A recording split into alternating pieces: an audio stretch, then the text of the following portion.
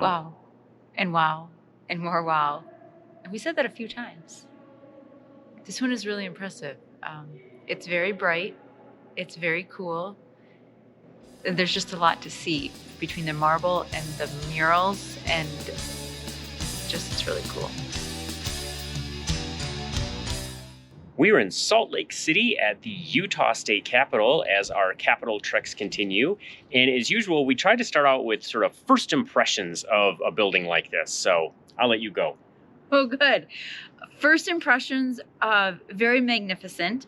It's ginormous. I don't know why. If maybe it's not, it just feels like it. It seems really long from end to end, and both inside and outside. So I think first impressions were of the size, but also just the sort of ornateness of it, even though in some cases it's really plain in some parts, but yet very ornate in others. But I think that plainness also contributes to its elegantness because it's very white. Like all the marble, all the stone, it's all very white. So it just has a very elegant feel to it. I think the size thing is because of the light. I mean, it is very bright inside everywhere. And the architect, that was his goal, was to make everything very bright inside. So everything they did, they've got skylights everywhere. They've got massive skylights in this building. But they also did things like all of the stairways are open graded stairs. So the light comes through.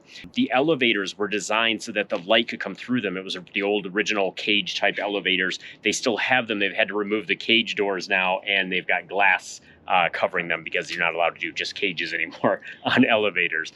But I think that's a big part of it is it's just so bright in there. That's why it feels so big. And the light carries through pretty much everywhere, whether it's in the Senate or House chambers, with the skylights, or there is a dome. So there is sort of like Michigan's dome, if you've seen those, where it's like there's an interior painted dome and then like the cupola dome, secondary dome on top of that. But around that, there's windows. There's basically as many windows as you can think of in this building. They have found a way to not only have the windows, but then, like you said, the staircases are open. And nothing is closed in. So even the interior staircases, it's not like behind a wall. They're all just open air in the center of the building. And I think that's the difference too, is literally like end to end and all the staircases, they're all just there. Like you're not going behind a wall or down another staircase or a hallway. Everything is kind of just very centralized in the core of the building. Well, I read that one of the things the architect was looking at was transparency, and he wanted you to be able to see all the branches of government from the rotunda. So that's why it's wide open like that. I think you can see the House and the Senate. You can see the Supreme Court, which the original Supreme Court chambers are in this building, even though they now have an office building in downtown Salt Lake, and they use this only for ceremonial things. But that's all right there. And, I read that and we learned it. They have a little room. It's not little, but it's the Visitors Information Center. I was really impressed with that information about the Capitol and the state, historical artifacts, that kind of thing. I think that's one of the most impressive visitor center areas that we have visited yet so far in a state capitol. That's a very self-guided area where you can just walk into. There's a ton of information on the walls, in display cases, in touch screen displays, artifacts from when they did the restoration of the Capitol, artifacts from the original building. Over the years, different things that they've come up with, and I think that was one of the more in-depth visitor center areas we've been to. Definitely stop at the visitor center first before you go through the rest of the Capitol. Once you're done in the visitors info area, make sure you grab your self-guided tour brochure and take yourself on a tour. And this is a pretty detailed tour map, front and back. I won't show you all of it, but it's numbered, it's guided, and it walks you through quite a bit of the history, the sculptures that you're going to see, the murals, the chandeliers, and pretty much everything that you'd want to know, at least on a quick basis, about the Capitol.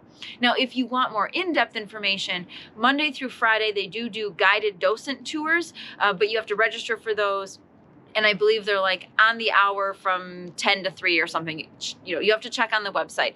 But this is the self-guided tour. We did that just fine.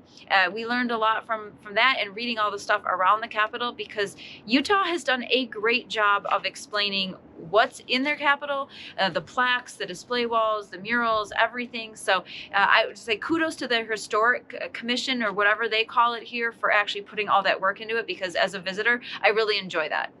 They have done a great job here, not just telling you about the Capitol, but also about the state. So there's displays in the one hallway that talk about the different parts of Utah, whether it's mining or the movie industry, and a number of movies that have been filmed here in this state, or Apparently it's a lot.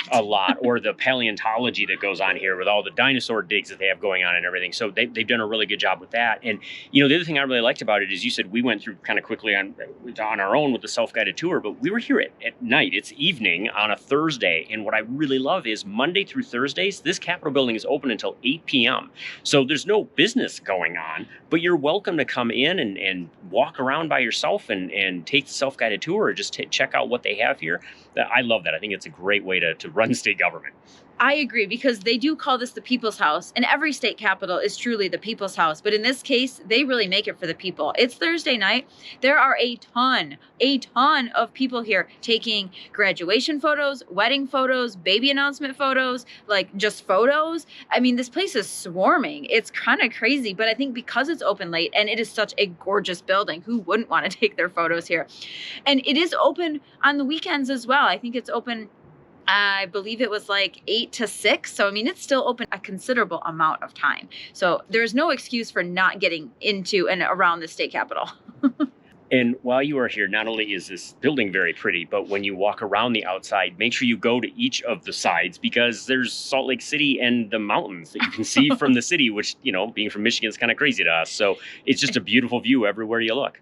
While you're checking out the grounds, be sure to check out the 4 lion sculptures that are placed on the east and west ends. These are now new lions. The originals that were placed here when the building opened had deteriorated over the years, and so now are in private collections. But the new ones here are very cool, and they're made out of a much durable material, so that they will hopefully last for another 100 years or more. I don't think we ever actually mentioned that the building was started in 1913 and they opened it in 1916. So 2016 was the 100th anniversary. One of the things they did to celebrate was they opened up the time capsule that had been put in the cornerstone in 1914, and the contents of that are in display in the Capitol. Yeah, and they're really cool. So it's really neat to see that stuff. So kudos, Utah. You've done a good job with your Capitol. Like Jesse said, there's no excuse that you can't find a day or a time that you can probably get in here to see this place. Get to Salt Lake City. Check out this awesome state capitol. In the meantime, keep on trekking. And we'll see you out there. Well, and while you're walking around, make sure you check out the 4 stone mountains. No. Mountain lions. Mountain lions. They're not mountain lions. They're lions looking at the mountains.